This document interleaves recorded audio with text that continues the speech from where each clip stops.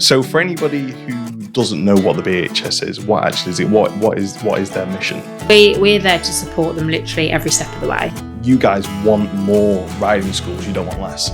My God, that has been a complete, they've revolutionised what they're doing there. Can you give us a rundown of the qualifications that you can actually get just to herd watching? What's that? Go on. Well, I get dressed up as a fairy most weekends, to be honest with you. I'm a kid. Well, we had hers. That's why we agreed to do this. Welcome to episode 17 of the Just Horse Riders podcast. This week I've got on Oonagh and Sarah from the BHS, and they take us through some of the amazing things the BHS are doing in order to help riders, instructors, riding schools, and actually how they're trying to keep the equestrian industry alive. We go into how to get approved by the BHS for your riding school, amongst many, many other things. So without further ado, here's the episode, and I hope you enjoy it. I'm Sarah Dale, and I head up our business support department, and we are within the Approved Centre department. I've got 5 regional team members who are basically out in the field supporting BHS riding schools, livery yards, facility centres with anything and everything. So it could be we've got an issue with our local authority, and then the ops team would help us with that. It could be we don't know what to post on social media to hook some clients in. We can go and help with that. Yeah, awesome. That's us basically. Yeah. So I'm Oonagh, and I'm what's called the head of operations. So a lot of my work is involving looking after a small team, and we get involved in supporting centres mainly around their licensing. Lots of them have many different questions and so how they can get through it and where help is needed. But also the main responsibility is around the Approved Centres scheme that we run.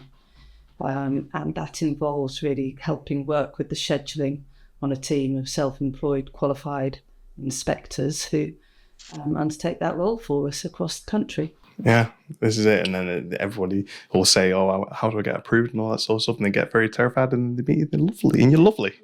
So, we're not scary. No, not at all, not in the slightest. I think it's like I said to you before, I was so happy when I got told that you guys wanted to come on the podcast, because again, I think it's so important that people understand what you do, how you do it, and actually that you're there to help rather than hinder or anything negative, which is great. So for anybody who doesn't know what the BHS is, what actually is it? What is their mission? Yeah. So I'll do this in a real nutshell, off the top of my head, not reading off anything. So basically, we are a charity first and foremost. And I think that's something that people forget, is that the British Horse Society is a charity. We're made up of a number of different departments, and we've got our charitable objectives, which in a nutshell are to support horses and people to thrive, provide access to safe places to ride, improve safety on the road, improve welfare through education. Our approved centres provide those safe places, and to increase participation for anybody who wants to get involved with horses. We're here for every equestrian. I think that's the key thing, isn't it, with the British Horse Society? Which is amazing. Again, you touched on loads of different things there, but we'll start with the education. How does the BHS educate people and help equestrians move forward with their education within the equestrian industry? Okay. Well, there's differing approaches or way it's done. A lot of it is done through the welfare department, and they try and use education through their various sort of campaigns that they run and operate, geared often towards horse owners and the sort of members of the public who maybe are interested in that. But the society runs a series of almost like recreational awards and also professional qualifications or pathways. So the idea with the recreational awards, they could be aimed at children, they could be aimed at the first-time horse owner, and it's really a bit of a guiding award system through awards such as Pony Stars, the Challenge Awards and so on, which can then also in turn lead to people maybe wanting to dip a toe into the professional pathway qualifications. So give them a little taste of it. Gives them a little taster. And also the lovely thing about all of the awards is they're all very different in terms of how they're delivered and also how they're assessed. and the sort of level of achievement. So many of them are set up so people can take a certain route to a certain level, and that's their comfort zone, and they'll stay there for a long, long time. But then maybe with the right coach behind them, or them riding in the right centre, they then gain a bit of confidence from that achievement, and on they progress to the next level and so on. So we really have two main areas, one being the recreational awards and the other being the more professional pathway, which would be, some people may be familiar with maybe the stages, BHS stages, leading on to various qualifications, which I could probably talk about forever. Very happy to revisit that. Yeah, I mean, just going on the recreation, I didn't know about the I assume that's like sort of your first basics, your recreationals. Did that not have to, but was that introduced because the BHS was sort of finding that people were getting horses and actually they didn't actually quite know how to look after them? They like the idea of them, but there was no sort of course to help. I think they really came into play as much as anything because there were an awful lot of horse owners out there who were keen to improve their knowledge. And quite often with that, if you have that sort of goal to aim for, or a certification to say, I have achieved this or I have achieved that, and some of them are individual horse owners working with their own horses with coaches that are on our accredited professional coach scheme, and some of them will be people based in riding schools.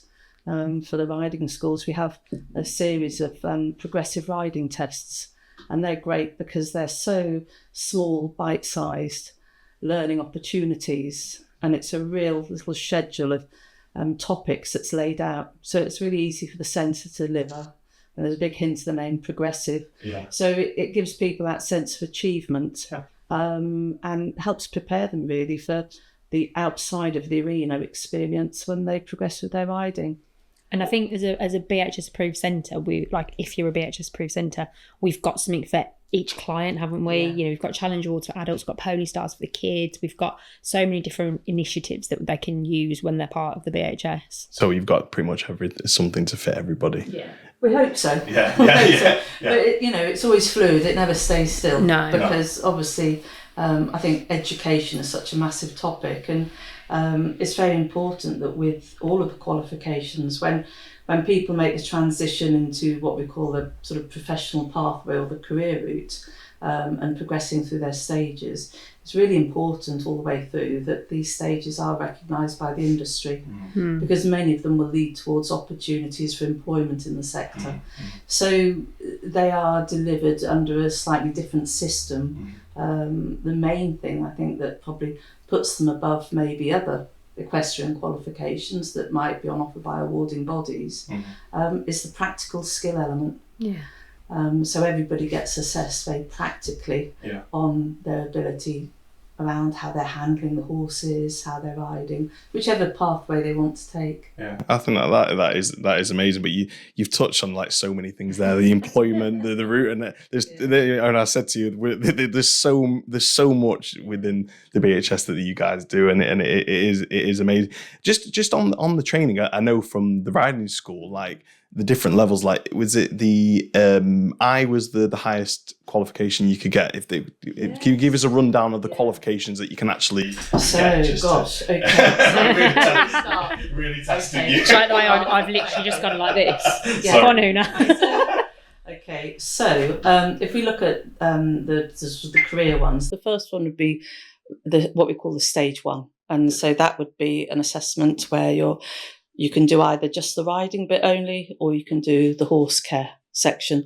So there are lots of people out there who maybe want to ride to a point and maybe don't want to be assessed in their riding, but they really want to develop their skills and their knowledge around horse care and welfare. So stage one would be the first sort of starting point, as it were. And these are accessible. You don't have to wait till you're an adult to do them. And in fact, we've incorporated them now within the Changing Lives Through Horses programme. And it's just been so rewarding to see all of the participants that have come through Changing Lives and have actually progressed to that first sort of rung of the ladder. It's really, isn't it? It's really good. Really good. So you would start at your stage one. And if you achieve that, you would then progress to your stage 2. Yeah. And at this point, so we're now looking at the first time somebody's maybe being assessed jumping a horse. Yeah. And these are very often horses that they've not ridden before. They have to do them at approved centres. They can't just take them at any centre. So they would then maybe progress to the stage 2. So that's going to include them jumping a horse. They'd also include lunging as well. So they're learning in this about different methods of exercising horses. You then go on to stage 3, which also includes an element at the moment of cross-country riding.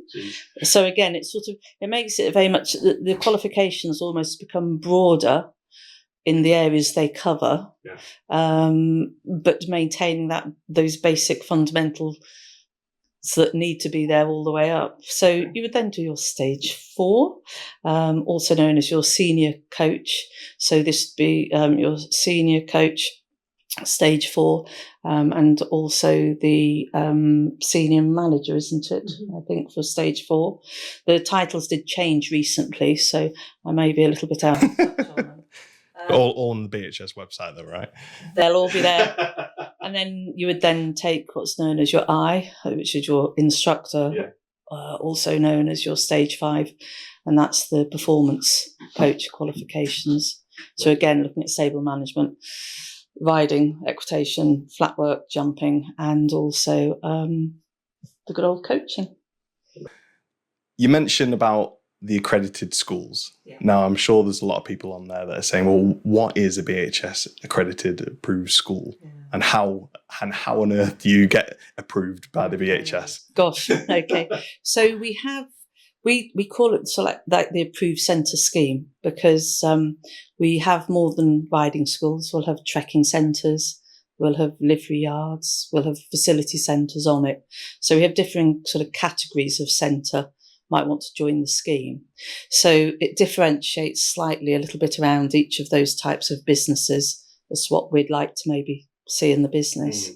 But if we're looking particularly at the riding school sector, firstly, they need to have a riding school licence. And where do they get that from? So to get that, they would need to apply, first of all, to their local authority. The local authority in each area are the ones who deal with any kind of licensing applications. And back in 2018, there was an update to the Animal Welfare Act. So all licensing was reviewed, from kennels and catteries, boarding of dogs, everything.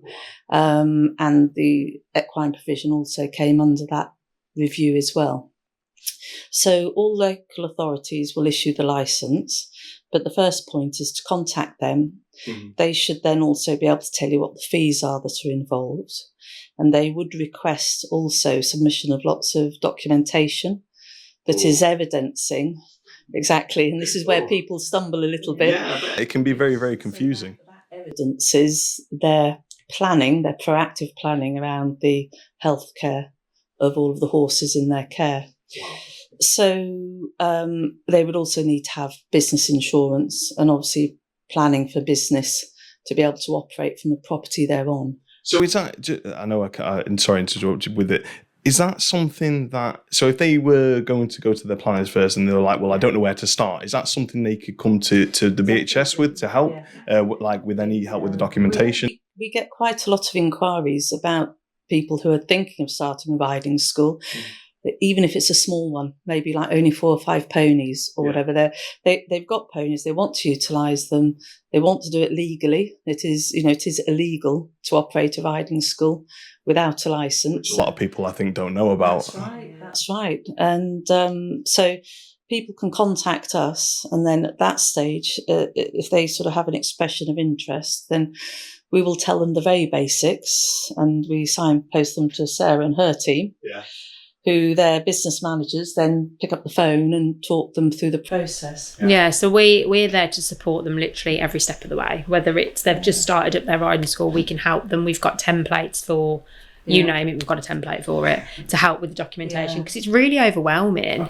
And I think a key takeaway as well is that if you're somebody, watching or listening to this podcast that's thinking about taking horse riding lessons, taking your child horse riding, check its licence. There are so many people operating without a licence, which is of detriment to the fully licensed and insured centres. Why should they check? If they're not licensed, they're not insured. Yeah. It's that simple. Yeah. And they shouldn't. Horses have to be licensed to take money for somebody riding a horse that you own, whether you're a business or a private owner. That horse needs to be licensed. You have got to have a license. So the licensing, how it works. Sorry, just to add to what Sarah was saying. We did write a licensing survival guide, and so if a centre is wanting to become approved and in that early stages of setting up their riding school, we can actually send them that document with all the various templates to help. It really is a bit of a guide to, this is what this means, this is what you need to produce, and so on and so forth.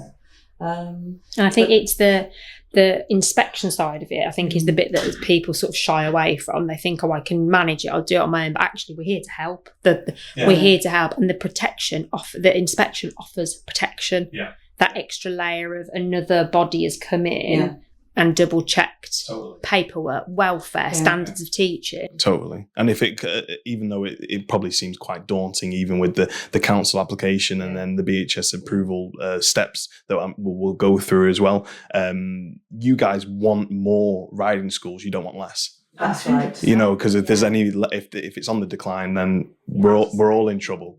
Yeah, we're all in trouble, and we want to make sure, I suppose, that the core of it is to make sure that the horses are obviously looked after, but riding stays prominent in the UK. I mean, going back to the licensing, what would then happen if somebody sent all their information to the local authority? They would then organise an inspection. This is the local authority inspection, and with that, there would be our CVS. That's the Royal College of Veterinary Surgeons, have a list of vets who are equestrian specialists, and they will come out and they will do the assessment of the horses around horse health, their suitability, to make sure that they are suitable in terms of their temperament, their soundness, and so on, so that they are fit for use for working in a riding school. And with that, they also check their age, and there's a long list of things that they go through. And the council will come in either at the same time as the vet or on a separate date to then cover what I call the council issues, which would be around looking a little bit deeper at the paperwork. So the vet is considered to be the equestrian expert at any of the local authority licensing visits. And so then, depending on if it's a new business, the local authorities have what's called a risk-rated system. So they will apply risk to a business, and that will determine what star, as in the duration of that license longevity. Oh, right. So there's different lengths of... I didn't know that. Yeah, so like a 5-star license being awarded by a local authority should mean that establishment gets that license for 3 years.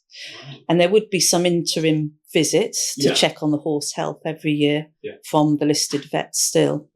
And so that's one of the real things about the licensing for riding, is it does make sure that those horses are getting that independent veterinary check to say that, yes, they are suitable for use. And the vets are sensible. They recognise that for an older horse who's really well educated, who is very safe, they'll check the work hours that the horse has to make sure that is he on a suitable workload for an elderly horse. And likewise, they won't let anyone on that's too young. As well. That you just mentioned then about the work hours. I remember when I was the gopher at the riding school, you know, the lackey. I had to write these down, but like something like that.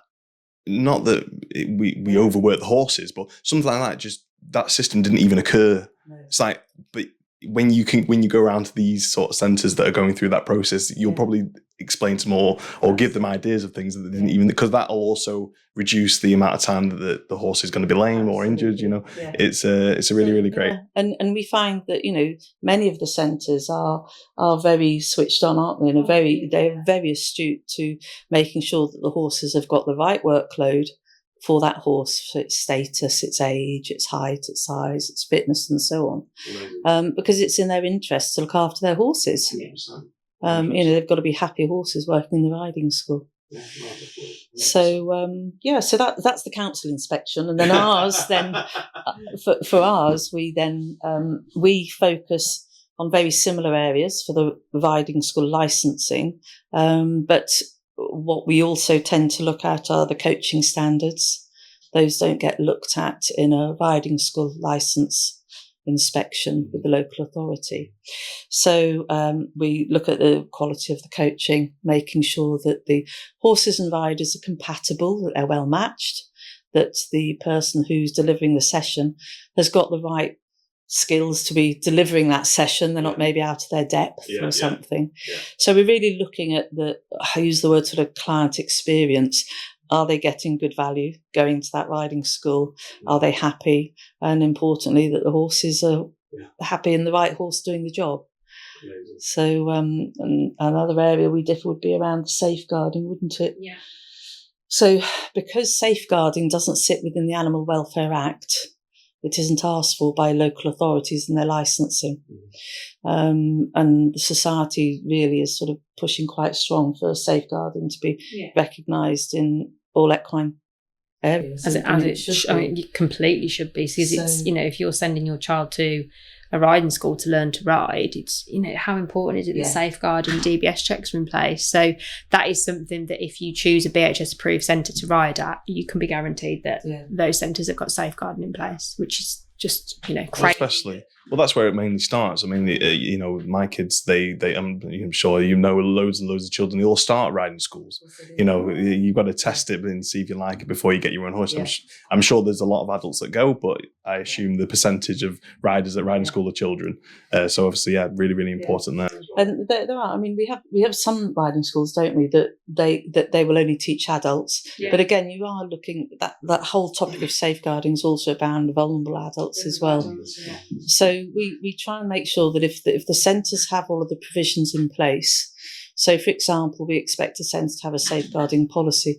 We're realistic. A lot of centres won't have one because they've never had to write one before. No. So we don't expect them to write their own. Yeah. We have that policy that they can adapt. Yeah.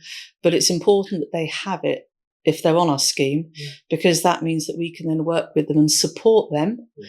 If they need to report a concern, where do they go? How do they take this forwards? And manage that to support their staff, really importantly, to support and inform their staff, and also to be supporting the welfare of their clients whilst they're on their site. And that's a really good point, is that's another element of BHS approval is you, by being part of the scheme, you've got us there to help fight your corner. Yeah. If you've got a problem, if there's been, we've helped centres pull paperwork together for claims, haven't we? For insurance claims.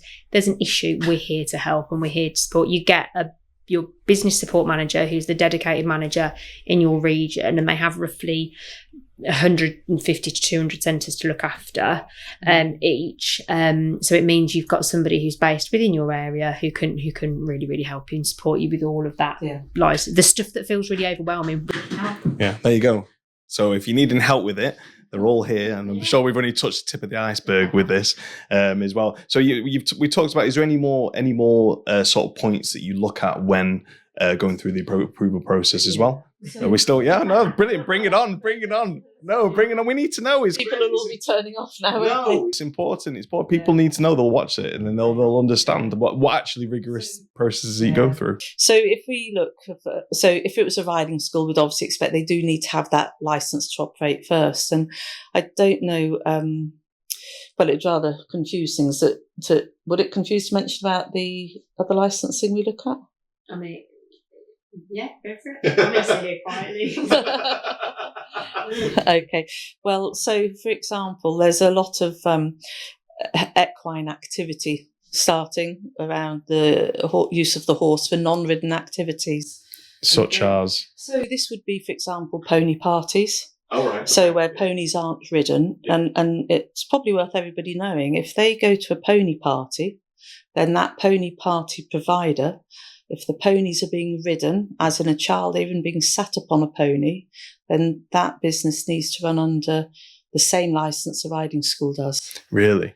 So, and that's probably worth actually mentioning, because there's probably quite a lot of those that are operating a little bit And is that due for the insurance side of it, or is that for other aspects of it? It's again for the insurance. They need to have insurance to do this. Yeah. And also it's around the welfare of the horses and ponies. Yeah. And it applies to donkeys as well. Yeah. So it covers everybody. Yeah. So if you were going to be doing non-ridden provision, so this could be people that are looking at using the horse for therapy-based treatments, for, I shouldn't say treatment, but for therapy care type sessions, then again, those horses should be licensed, but under a license that is, it's known as the keeping animals for training or exhibition license. Wow. So, and this is because they're used for handling and education and training technically. So it could be like we've got centres that do stuff like come and have tea with a pony. Oh, that's nice. So like they'll bring elderly people from a care home to come and have tea with pony. Oh, wow. They're not getting on them, they're just patting them. Those horses need to be licensed under the equine activity. Yeah. It's really important and it's, if you're booking a pony party for your child's birthday, how many parents know all of this, that if this provider does not have a license, there's no insurance. What if something goes? It's the what if, isn't it? It might be 1 in a million or 1 in 1,000, whatever it is. But if it happens, you're in a lot of trouble. So if somebody does come across that question and they maybe Google pony parties, for example, then certainly, if somebody is licensed, it's a requirement that they have a website. It's a requirement that they display their license number on their website. So it should be there in plain sight. And if they've got any question, then they should contact their local authority. Yeah. The local authorities, some of them are great and will have a public register up on their website. You might have to dig around to find it a bit, but if you can't, then contact the licensing department and they should be able to say if it's licensed. What do you say to those people or those parents that go, it'll be all right? I think there's a large element of naivety, to be quite brutal. And I think also, if a pony is used in that sort of activity, it's got to be the right pony. Yeah. It shouldn't be used for pony parties because it is naughty when you do anything else with it. Yeah. It can't be a pony that's sort of going to bite or kick, or it needs to be a pony that's well mannered and also has the right temperament as well, that it's actually happy for that sort of pony party experience. I think it would be a case of, like you said, the parents need to think of the what if. God forbid, but what if? Yeah. If everything's in place, the pony's been assessed accordingly by local authority, then you're in a better starting position. If you go to somebody who is operating without the licensing, the insurance, what if? What if your child is bitten by the pony, stood on, falls off, etc. Yeah, at least you're covered then. Yeah. And I would say, actually, if you've got a local riding school, that's the best place to start with your pony parties, because many of them do it and they're licensed. They're doing it that's their it's the bread and butter. Yeah, absolutely, definitely. Yeah. And the ponies that they're using, and some insurers for pony parties will only offer insurance if the pony has been in the ownership of that person for a minimum of 12 months. Is that right? Yeah. Wow. So you can assess the temperament sufficiently. Yeah, but it's a big ask, isn't it, to a pony to stand and be, dress up as a fairy. I know. Well, I get dressed up as a fairy most weekends, to be honest with you, by my kids. Yeah, that's why we agreed to do this. I had to get changed very quickly. I'd take my wings off. Yeah. No, keep them on. Well, I mean, obviously, I'm sure there's a hell of a lot more that we. Yeah, I sidetracked, didn't I? So with our inspections, the areas that they look at. So basically, an application would come in, straight away support from the business support team, and we do ask for submission of documents, but as Sarah mentioned, all the templates are there to help and so on. And that's really to give us an assurance of the currency of information. Mm-hmm. So, for example, if a riding school had its licence and it was for 3 years, that's fine, but we all know insurance renews on a yearly agreement. And goes up. Absolutely, it does. So we do ask for current documents to come in. And then what would happen is they would then be allocated an inspector.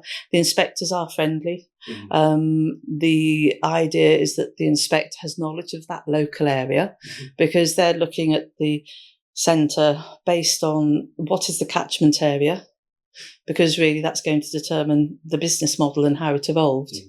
And the areas that the inspector will be looking at is primarily the horse care and welfare. So understanding how that centre operates, how they manage the horse workload hours, the proactiveness around all of the preventative healthcare side of things. We also look at the client experience. So this relates to then the coaching standards. If it's trekking, what are the levels of supervision? How big are the rides? What's the expertise around those people taking out the rides to keep everything safe, and the risk assessments that you'd need? For example, if there's an incident and you're sort of half a mile up a mountain, how are you going to manage that? It's those sort of things that don't get looked at in the same depth maybe when they have the local authority inspection.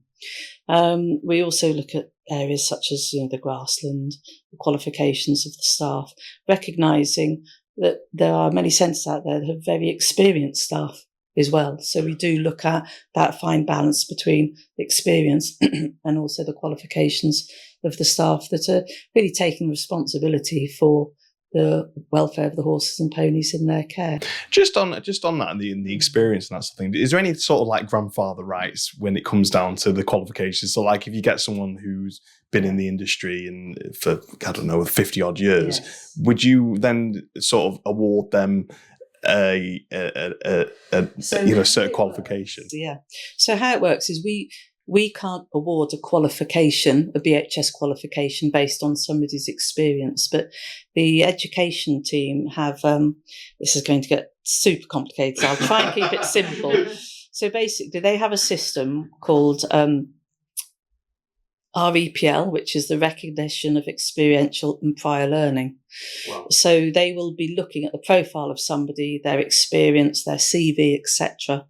And they can utilise that to allow people to have what's called direct entry into a qualification. So if you have been working in the industry for many years, if you can evidence that you've ridden horses at this level, you've had this responsibility running a yard or whatever, then that's all considered in giving you direct entry at an appropriate level from 1 through to, well, no, you don't need it at 1, but from sort of stage 2 through to stage 5, or the performance coach qualification. Wow. So that, and I think that's a really good thing to do. Definitely, because 100%. For a start, a lot of people will often sort of start working in the industry and they're doing it because they love the horses. And actually, maybe at that time, they're not in a position to have training as well. Some might be lucky enough to have good training within their job package, their employment package. They might do an apprenticeship, for example, but other people maybe don't have that sort of opportunity.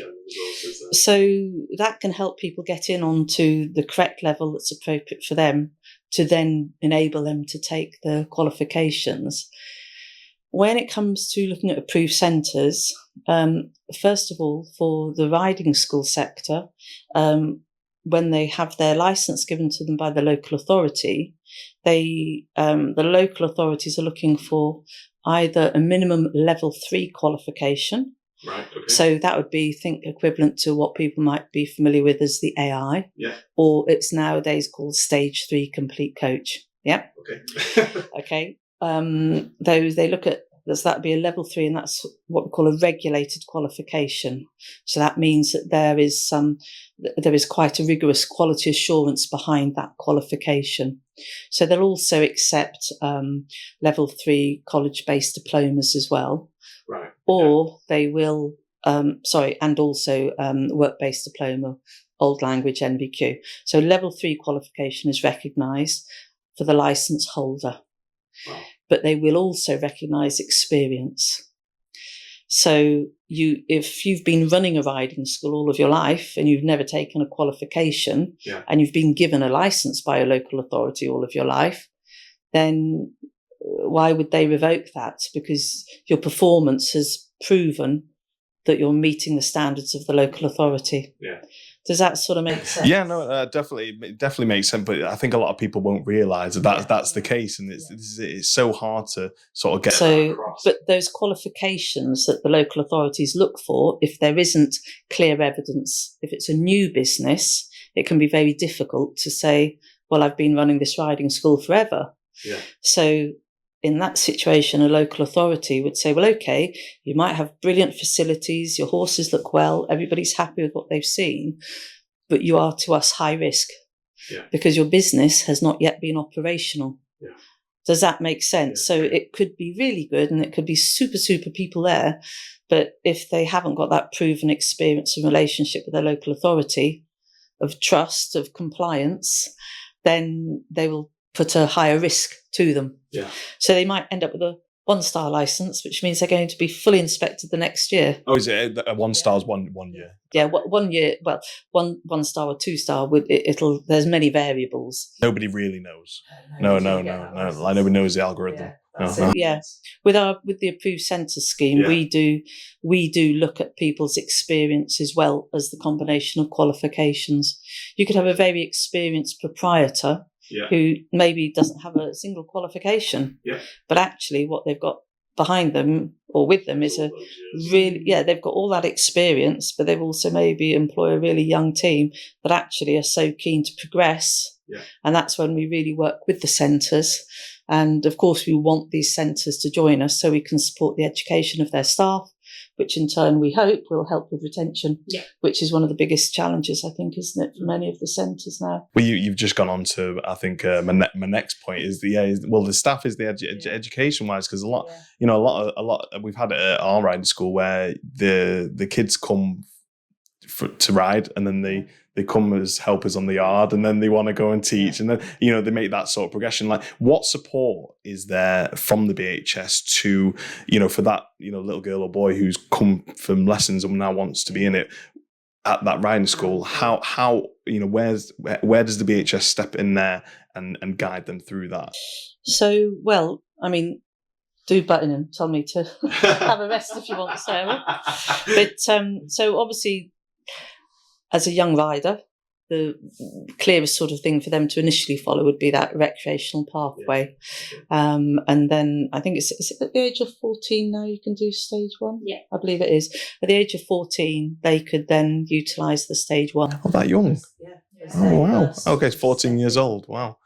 So, but amongst that, you've got your challenge awards, you've explored. So there's all the other awards that could be there. Right. So a riding school can help deliver. Well, the riding school could deliver those within their centre. Yeah.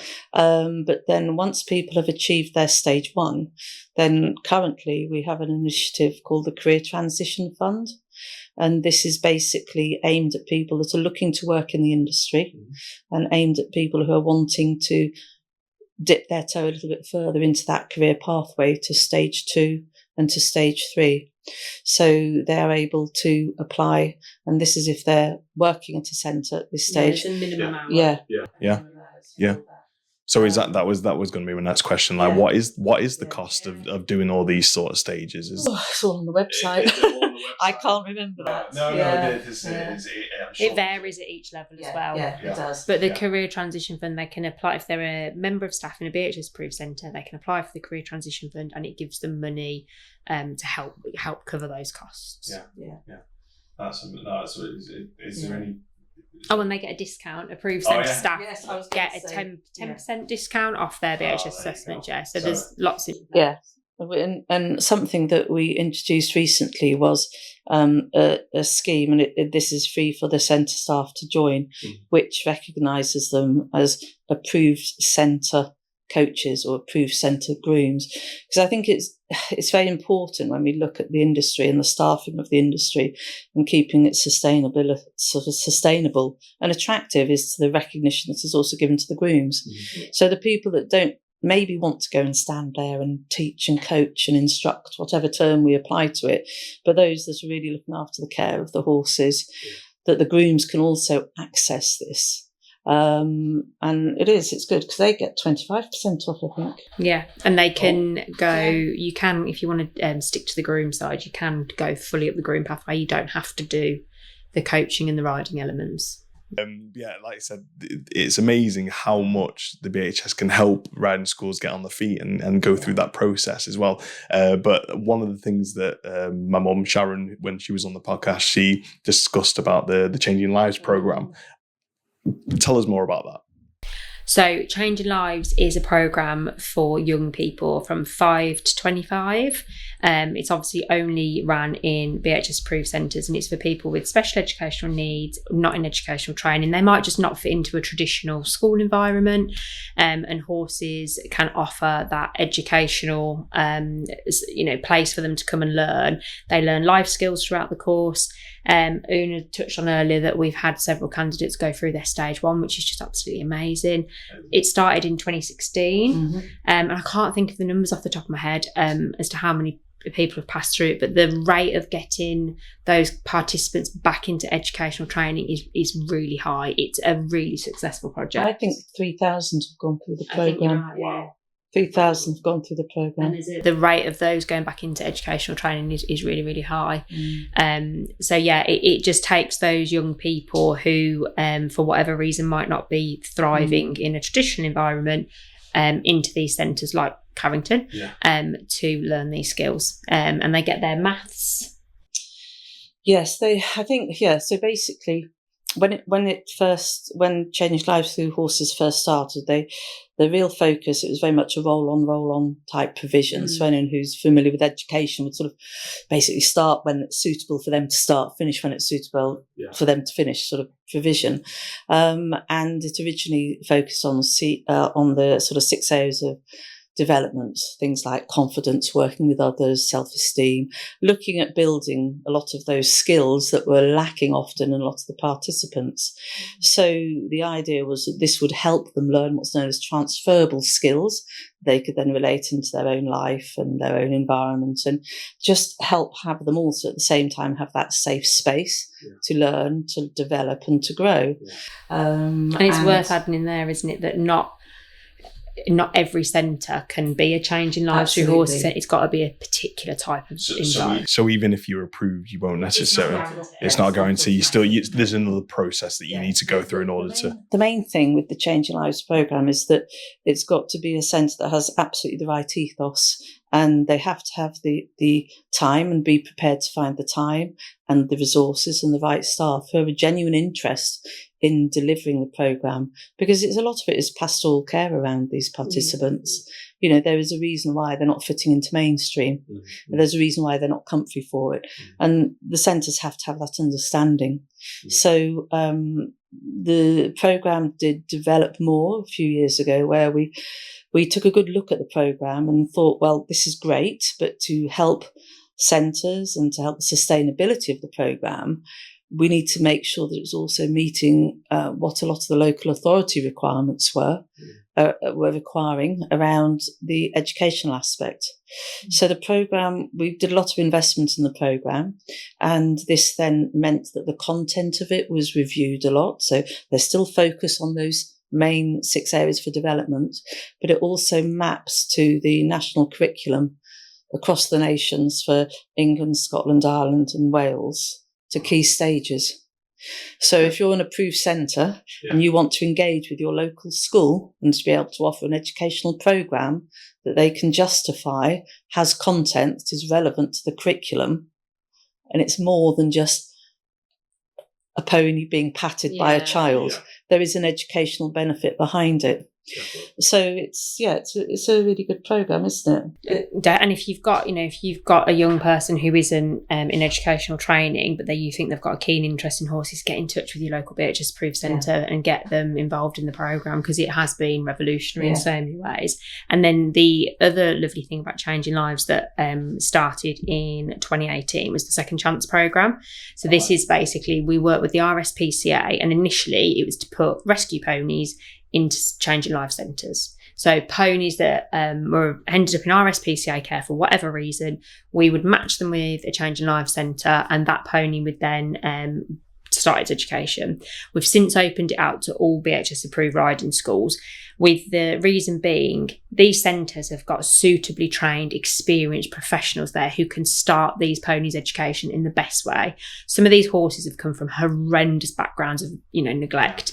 So some of them are terrified, and the centres, we've rehomed 99 horses and ponies. Wow. Bearing in mind we had COVID where we weren't doing anything. So 99 horses and ponies, and There's so many of them thriving in the Changing Lives Through Horses project, in the riding school in general. It's an absolutely fantastic program. So that's another great thing that our approved centres are doing, is rehoming these ponies and really working with them. And there's ones that I was there when they were being the centres were coming to collect them. They were terrified, and then within 6 months we were having videos of them working in the school. Really? Just incredible turnarounds. So the centres they've done phenomenal work with them. That's amazing. So you're sending these ponies to essentially get a second chance, and they're absolutely loving it, and it's clearly working. They have a future, and they're well cared for. And they are literally, we've had Shetlands, we've had little, yearlings right up to older cobs. The centres are taking them on and really working hard to get them going. And then they're then contributing back to the industry, these horses are, because they're teaching people to ride and increasing participation, educating people on how to look after horses. So it's brilliant. That's amazing. Well, there's so many programs that you're doing, and just on like participation and riding schools. Like, where are we with that? Like, are we seeing a steadiness? Are we seeing a decline? Are we seeing an increase? What are riding schools coming to? Well, you mentioned COVID before, and my mum Sharon, she said that you guys were amazing during COVID. The amount of support that you offered, and you were just fantastic. No, well, it is, but like everyday riding schools with the costs going through the roof, cost of living, all that sort of stuff. Like, what are you hearing? What's happening? So there has been a significant decline in the number of riding schools, and we knew that from a piece of work that we did with looking at the local authority numbers around licensed premises. So there has been a significant drop in the number of centres. If we look at our reasons as to why centres have left the BHS scheme, the number one reason is closure. The riding schools are closing down, and it is because it's become a really hard business to make viable in the current day and age. Insurance premiums are through the roof. Yeah. Think about, my electricity bill's gone up, how much the riding schools are seeing the same. Sourcing good horses for a sensible price is just, the horses are really expensive again. I don't think capacity is an issue, because actually what we hear a lot from the centres is they're busy with waiting lists, but then finding the right kind of horse with the right staff to get those people on horses in the school seems to be quite a big issue. So yeah, there's a lot of sort of the cost side of things of running the business, but there's definitely no decrease in public, interest in riding. So our job now as the BHS and the Approved Centre Department is to be as supportive as possible to help these riding schools thrive, and the livery yards as well, because livery, it's a hard business to be in, definitely. Is there any examples that you have where a riding school who was struggling has then taken a different route or added something onto their business, which then has gone, oh wow, this has massively helped us here, and we're able to still offer lessons, but we're able to still operate as a riding school? There's been a lot around downsizing, hasn't there, or increasing. So it's looking at, right, if you think about it, a centre will say, right, I want to upscale this business. Okay, but that could have an impact on business rates. And will we get enough revenue in to cover the cost of the increase in business rates, the increase of staff, the increase of horses? Some of them have downsized, but equally a lot of centres have looked to more things like the Changing Lives Through Horses project. They can run those during daytime hours, so evenings and weekends are your bread and butter, aren't you, where you're getting all your general public riders in. During the day can be a bit quieter, so changing the business model towards their Changing Live provision. And I mean, Carrington is a great one to look at, isn't it? I mean, my God, that has been a complete, they've revolutionised what they're doing there. Your mum's completely changed the business structure. So yeah, it's centres looking more at that educational provision, and tweaking things like that. But I mean, a lot of the centres I mentioned earlier, the tea with the pony, these kind of things. So that horse isn't working in school, but they're still earning an income, and these people are having the benefits of just being around horses. So there's lots of different little streams of diversification that we're seeing. Herd watching. Herd watching, what's that? Go on. Is that literally what it says in the title, watching? Really? So interesting. And then some of the centres are also doing things like working with businesses to look at team dynamics. Corporate days to come out and look at the horses in a herd, who's in charge, what's going on here. And a lot of the centres are doing that kind of thing. So they're thinking outside the box, and it's working really well for a lot of them. That's amazing. I didn't know about that herd watching. That's actually a really, really good idea. Do you think for a team building day, if you're sat in an office all day, it's a great team building day? I mean, I think it is. Oh, I don't disagree with you. I'd love to get a lot of the guys here who work on the horse, but most of them are terrified, so I don't push it too much. That educational journey, where does that start? Does that start with contacting you guys, and then they're gonna, you're gonna show them the route how to get down that to get some of the changing lives in? On top of it, so we've got Oonagh and the inspectors. We've got my team, business support, to help get centres where they need to be with inspections, whether that's our inspection, local authority, or whether, like I said, pick an area of support and we'll try and help. Equally, you've got the Changing Lives Through Horses team. So we've actually got a dedicated team. Yeah. We've got Philippa in the north, and we've got Emma in the south, and then Alison, who's the head of the department, and that's what they do. So if a centre has become approved, then says to one of my team, one of my business support managers, "Oh, we really like Changing Lives," my team will go, "Brilliant, give you all the information. I'll pass you on to your Changing Lives manager," and then they pick it up, and they're the experts in really taking them through the process. Yeah. There's quite, they do have training and support, so it isn't just all sort of fill in an application form if you do Changing Lives. So basically the centre has to be able to nominate who would be the lead coach for the centre, and that's where we do look at the qualifications, and also really around the experience of the people at the centre. And many of them do have lots of experience, whether they've worked previously in social services or they're used to dealing with the sort of participants that are going to be attending the programme. And a lot of them were actually almost doing it already, but without the resources, and also because of the framework and the structure, they can attract funding from schools, local authorities, etc. So we just give them that. That's it. I mean, you're absolutely right. It isn't, in a way, it isn't something new. Lots of riding schools have been doing this, but they haven't had that structure. And I think basically having that structure there does offer them protection as somebody who is entering into an agreement. So, for example, if you're going to enter an agreement with a school, then you really do need to make sure you've got a very clear service level agreement with the school, so that everybody's managing expectations very clearly around it. And I should have mentioned earlier, one of the recent developments within the Changing Lives Through Horses, because this programme is about helping that young person through that stage of their life and to develop their skills, not just from an equine perspective. So they've also started taking what's known as a personal development qualification alongside this. Okay. So this is a standalone qualification, and we help the centres in how it is delivered, and then we follow up with all the quality assurance around that. So effectively, these participants come away with their attendance at the Changing Lives to whichever level is suitable for them. And they also have it's known as a PDQ, level 1, level 2, and they get to achieve those if it's appropriate for them to take it, and for not all of them. So it's not compulsory that they have to, but the option is there for them. And what would that help with? What would that qualification help with? Mainly around their personal development. So going back to those areas of transferable skills, confidence development, time management, and they basically I'll call it a friendly portfolio that they put together, because a lot of people do not like writing loads and loads, and it shouldn't be.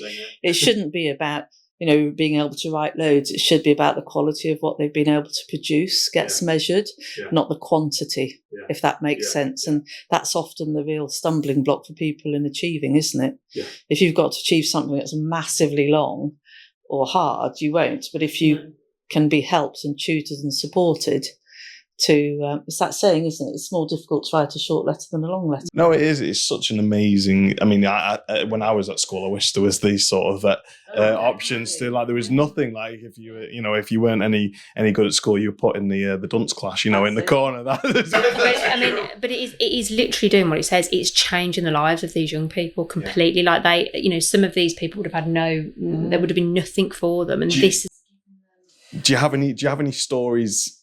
Because like you said, it's been running to 2018. Do you know any stories from the changing lives from individual children or whoever that you know of that it's helped so significantly? I know that we had, I can't think of the detail. Oh, this is me all over, but I can't think of the detail off the top of my head. But I just remember there was one. It was a little boy at our riding school, because we do a riding school championships every year.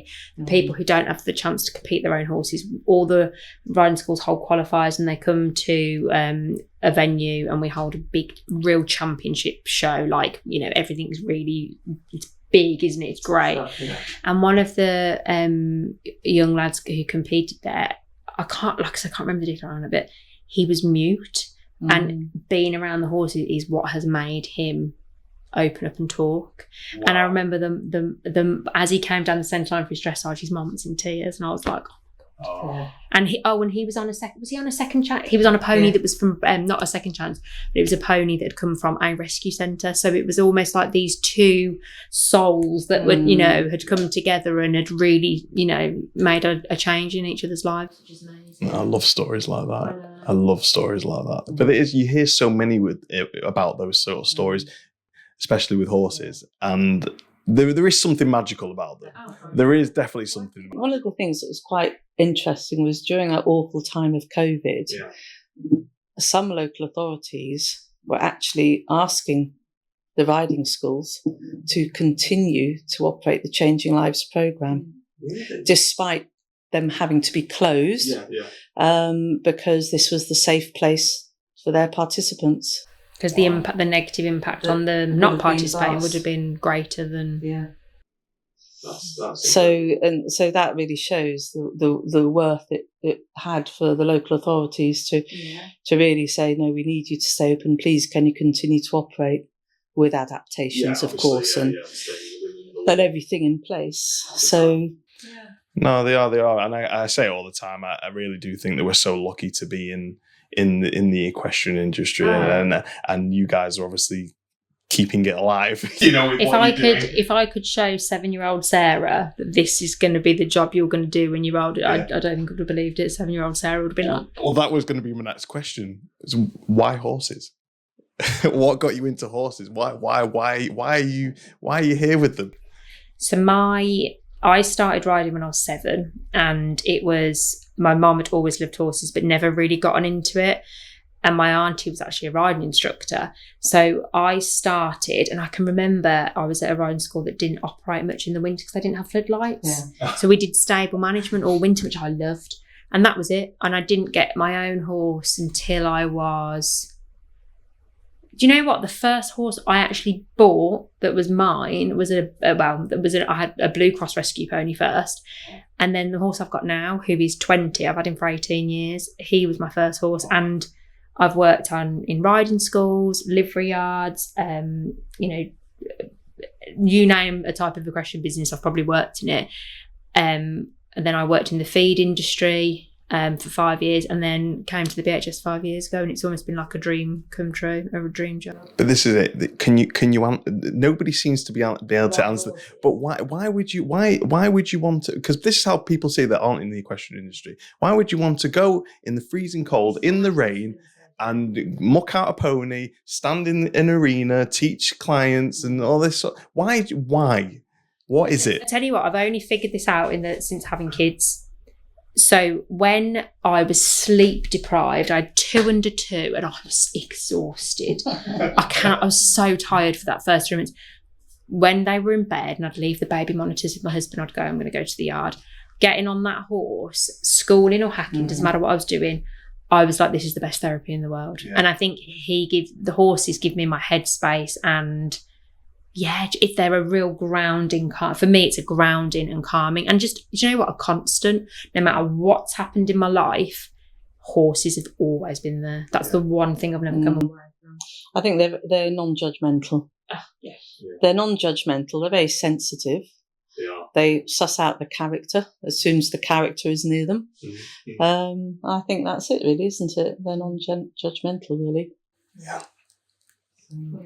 Go on, I want to know. What is the reason? What is the reason why What happened? Where did it start from? Where did the love start? It started, now this is bizarre, so where I lived as a child and 4 elder brothers, and there was a riding school down the road, and gosh, it sounds really bad, but the riding school used to graze the horses just on open common land, and along with the goats, it was quite a funny little riding school, and these horses used to come onto the development, onto the estate where we all lived.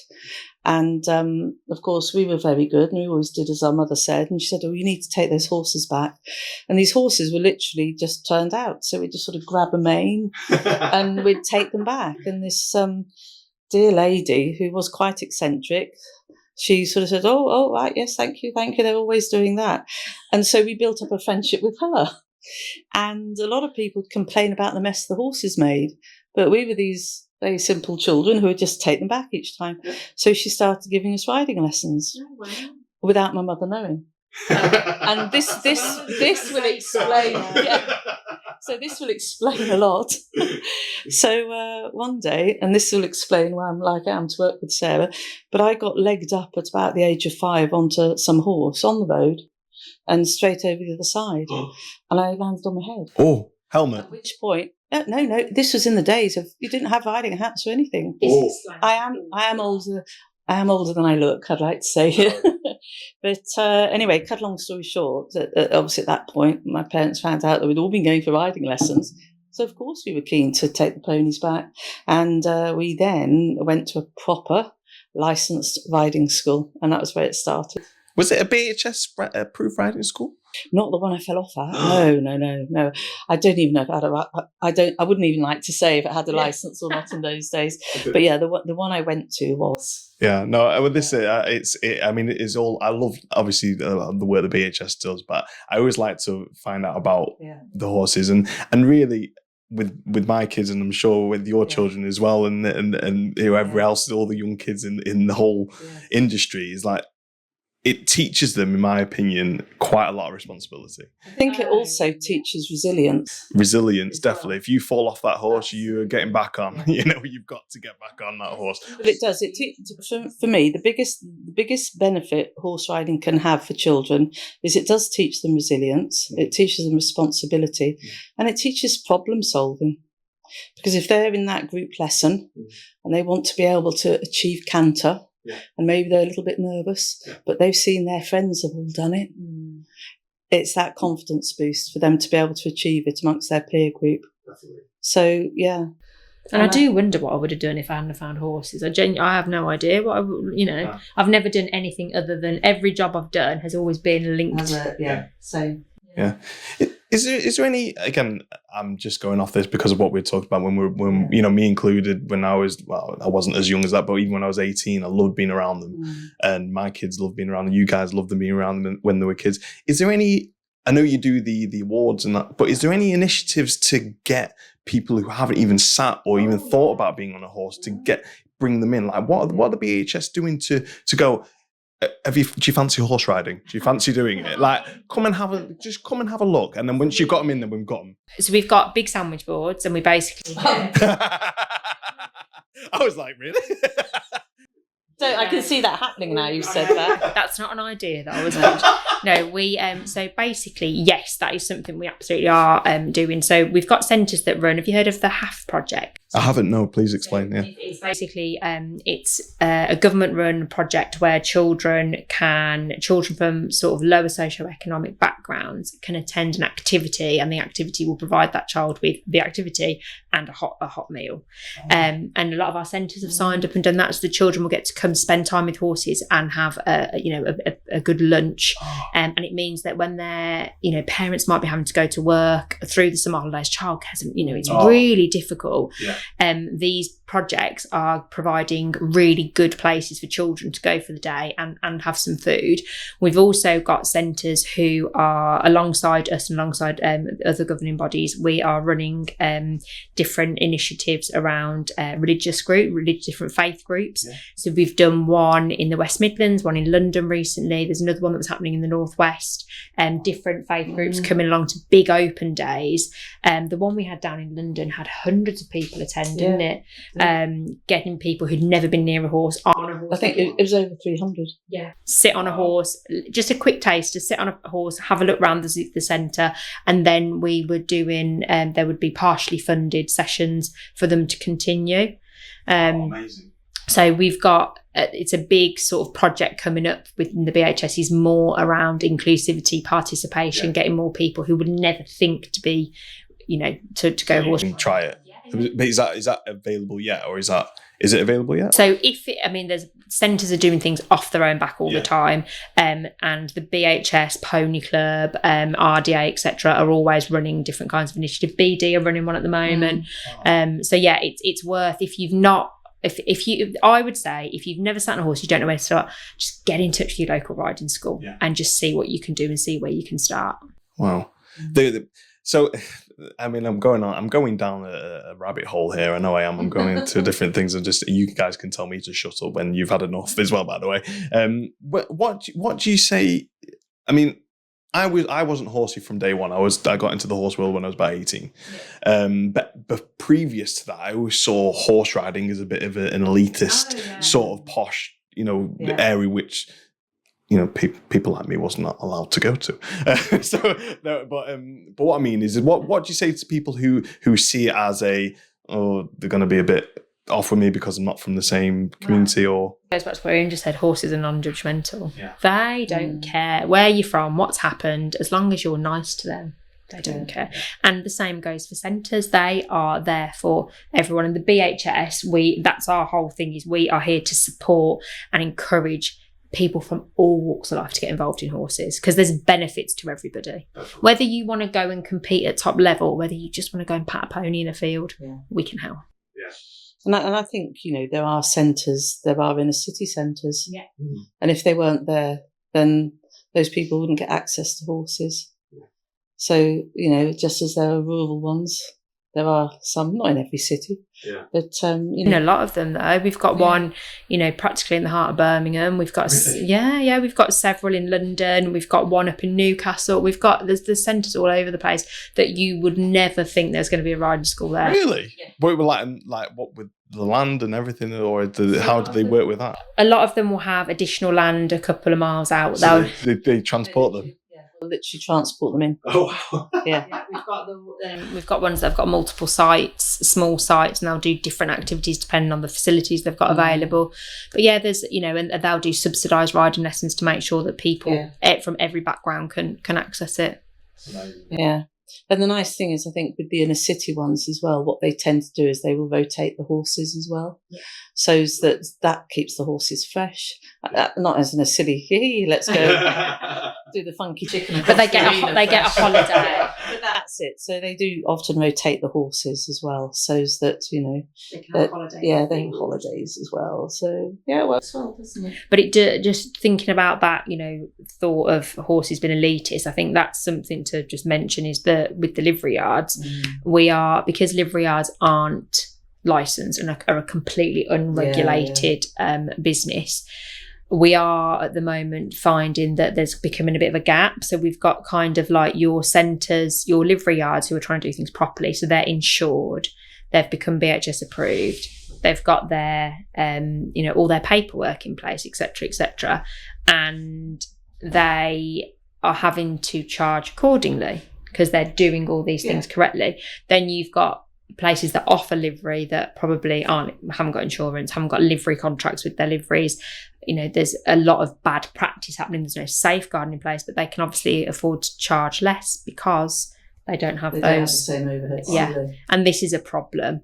And that's why, the licensing of livery yards would be something that we would certainly thoroughly welcome. Yeah. And that's it. I think a mistake sometimes parents might make when their child's wanting to learn to ride as well is they might enter into a loan agreement because they work out, well, it's cheaper if I share a pony that's kept in a field down the road for 30 quid a week and my child can ride it 5 times a week. It might cost me X at a riding school. So sometimes a parent will mistakenly see that as being a better benefit.